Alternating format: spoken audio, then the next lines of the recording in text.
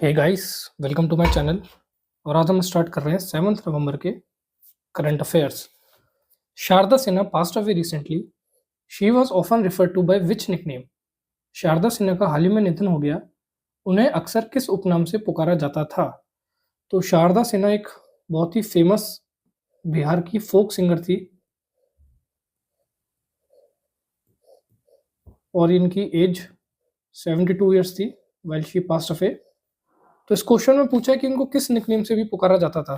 तो शारदा सिन्हा को बिहार कोकिला के नाम से भी जाना जाता था और ये भोजपुरी भाषा में, मैथिली भाषा में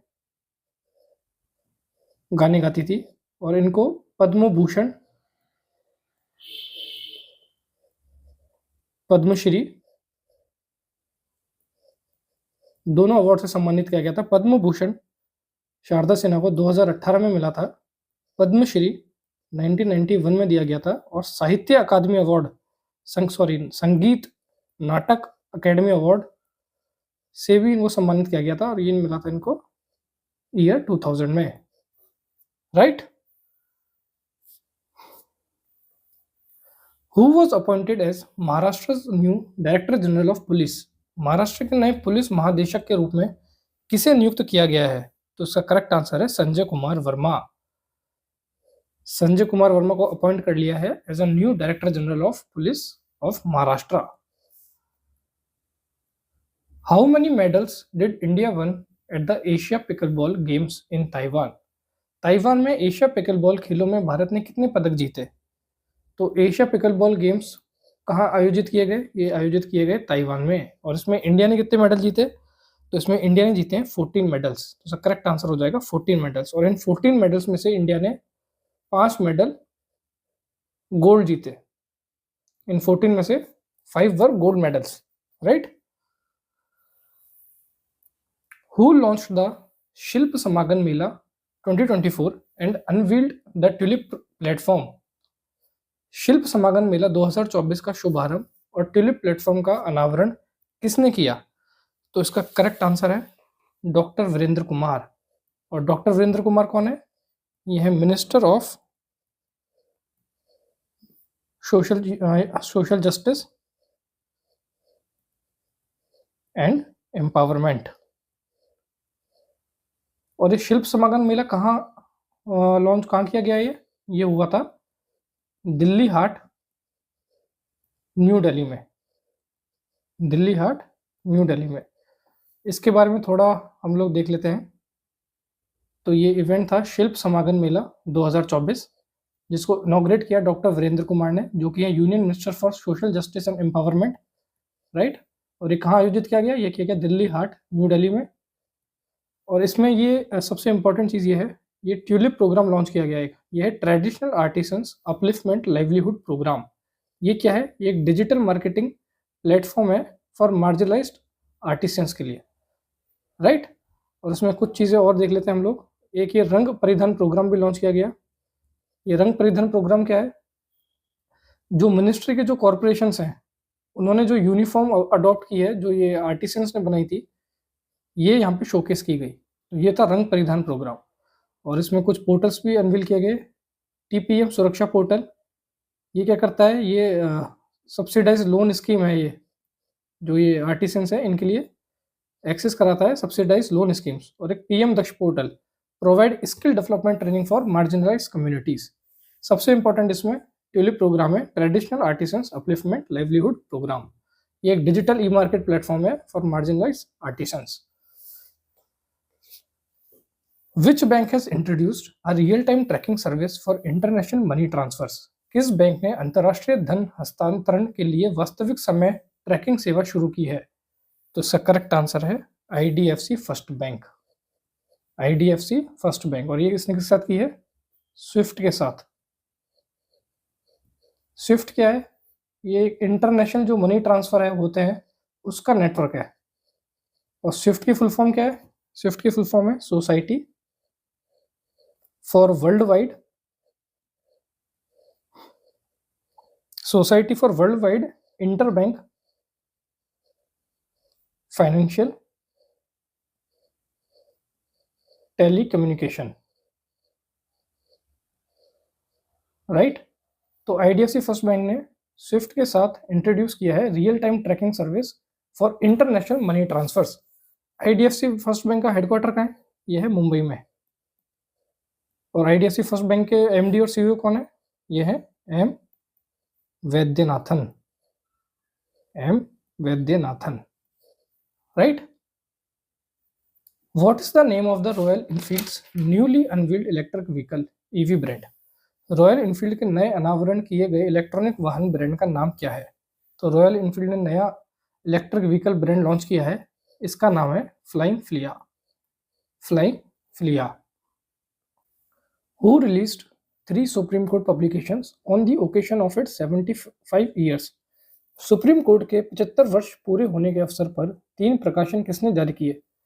तो इस साल 2024 में सुप्रीम कोर्ट ने ऑब्जर्व किए है अपनी 75th एनिवर्सरी, और इस अवसर पर हमारे देश की प्रेसिडेंट ने, जो है द्रौपदी मुर्मू, इन्होंने सुप्रीम कोर्ट की 3 पब्लिकेशंस लॉन्च की हैं, रिलीज की हैं, राइट। और ये कहाँ हुआ था, ये कहाँ रिलीज की हैं? ये की हैं राष्ट्रपति भवन में, राइट। तो उसका करेक्ट आंसर हो जाएगा Draupadi Murmu. Which organization did India send the letter of intent to for hosting the 2036 Olympics? Bharat ने 2036 ओलंपिक्स की मेजबानी के लिए किस संगठन को आशय पत्र भेजा है? तो इंडिया चाह रहा है 2036 में ओलंपिक गेम्स होस्ट करने के लिए। तो इंडिया ने एक लेटर ऑफ इंटेंट भेजा है, वो लेटर ऑफ इंटेंट होस्ट करने के लिए 2036 का ओलंपिक्स, वो किसको भेजा है? तो इसका करेक्ट आंसर है future host commission of international Olympic committee. तो इसका करेक्ट आंसर हो जाएगा future host commission of the international Olympic committee. Who one the world boxing federation super featherweight world title? विश्व मुक्केबाजी महासंघ का सुपर फेदरवेट विश्व खिताब किसने जीता? तो ये जीता है भारत के मनदीप जांगरा ने। Mandeep Jangra is the correct answer. और ये कहाँ पे ऑर्गेनाइज हुआ था? ये हुआ था केमन आइलैंड्स में। और मनदीप जांगरा ने किसे बीट किया है? ये किया है कॉनर मैकलिंटोश को। ये एक ब्रिटिश बॉक्सर है। Which space agency is set to launch the European Union's Proba 3 solar observation mission? कौन सी अंतरिक्ष एजेंसी यूरोपीय संघ के प्रोबा 3 और अवलोकन मिशन को लॉन्च करने के लिए तैयार है? तो ये यूरोपियन यूनियन के प्रोबा 3 सोलर ऑब्जर्वेशन मिशन को लॉन्च कर रही है भारत की ISRO, Indian Space Research Organisation, right. और ये प्रोबा 3 सोलर मिशन किस बारे में है? ये है टू स्टडी सन फेंट कोरोना, राइट। और ये कहाँ से लॉन्च करेगी इसरो? ये लॉन्च करेगी श्री हरिकोटा से दिसंबर 2024 में। By what year does the Supreme Court aim to eliminate child marriages in Rajasthan? सर्वोच्च न्यायालय ने किस वर्ष तक राजस्थान में बाल विवाह को समाप्त करने का लक्ष्य रखा है? तो सुप्रीम कोर्ट ने जो लक्ष्य रखा है राजस्थान में एलिमिनेट करने के लिए चाइल्ड मैरिजेस को, ये रखा है ईयर 2030 तक। इसका करेक्ट आंसर हो जाएगा ईयर 2030। 2030 तक सुप्रीम कोर्ट एम कर रहा है to eliminate child marriages in Rajasthan. Which two organizations are involved in the joint venture to produce titanium slag in India? Bharat में टाइटेनियम स्लैग का उत्पादन करने के लिए संयुक्त उद्यम में कौन से 2 संगठन शामिल हैं? तो इसका करेक्ट आंसर है IREL इंडिया लिमिटेड और UKTMP JSC, ये कजाकिस्तान की कंपनी है। तो इंडिया और कजाकिस्तान कोलैबोरेट कर रहे हैं, जॉइंट वेंचर कर रहे हैं to produce titanium slag in India. और ये टाइटेनियम स्लैग इन इंडिया, ये जो प्रोडक्शन यूनिट कहाँ होगी? ये होगी उड़ीसा में, उड़ीसा में, right. What was the theme of the 3rd edition of the Mahasagar Summit conducted by the Indian Navy? भारतीय नौसेना द्वारा आयोजित महासागर शिखर सम्मेलन के तीसरे संस्करण का विषय क्या था? तो ये महासागर समिट ये ऑर्गेनाइज कराता है इंडियन नेवी और ये इस बार इनका 3rd एडिशन था। और इस महासागर समिट की थीम पूछी गई है इस क्वेश्चन में। तो इसकी थीम थी training cooperation to mitigate common maritime security challenges in the Indian Ocean region. तो इसका करेक्ट आंसर हो जाएगा training cooperation to mitigate common maritime security challenges in the Indian Ocean region. और इसमें 10 देशों ने पार्टिसिपेट किया, राइट। और अभी हमारे इंडियन नेवी के चीफ कौन है, इनका नाम क्या है? इनका नाम है दिनेश के त्रिपाठी। दिनेश के त्रिपाठी।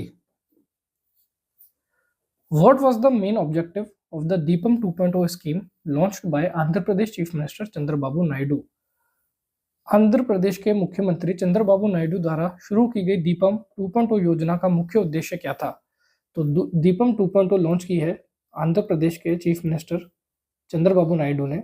इसका ऑब्जेक्टिव पूछा गया है, तो इसका ऑब्जेक्टिव है to provide free gas cylinder to women. तो इसका करेक्ट आंसर हो जाएगा empowering women by providing them with free gas cylinders. तो दीपम 2.0 में महिलाओं को सशक्त किया जाएगा फ्री गैस सिलेंडर देके, राइट। ये लॉन्च हुई थी नवंबर 1, 2024 को।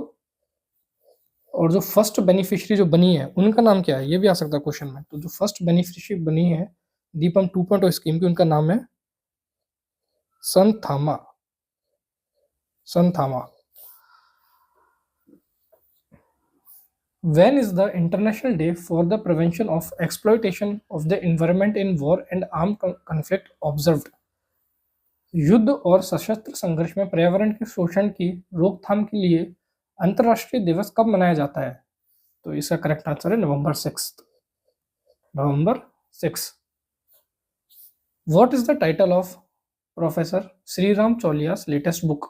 प्रोफेसर श्रीराम चौलिया की नवनीतम पुस्तक का शीर्षक क्या है? तो प्रोफेसर श्रीराम चौलिया ने बुक लिखी है, उसका नाम है friends India's closest strategic partners. Friends India's closest strategic partners, ये बुक है प्रोफेसर श्रीराम चौलिया की। What percentage of reservation for women was approved by the Madhya Pradesh cabinet in state government recruitments? Madhya Pradesh cabinet ने राज्य सरकार की भर्तियों में महिलाओं के लिए कितने प्रतिशत आरक्षण की मंजूरी दी है? तो इसका करेक्ट आंसर है 35%। मध्य प्रदेश ने 35% रिजर्वेशन अप्रूव कर दिया है इन state government recruitments. So that's all for today. Thank you very much.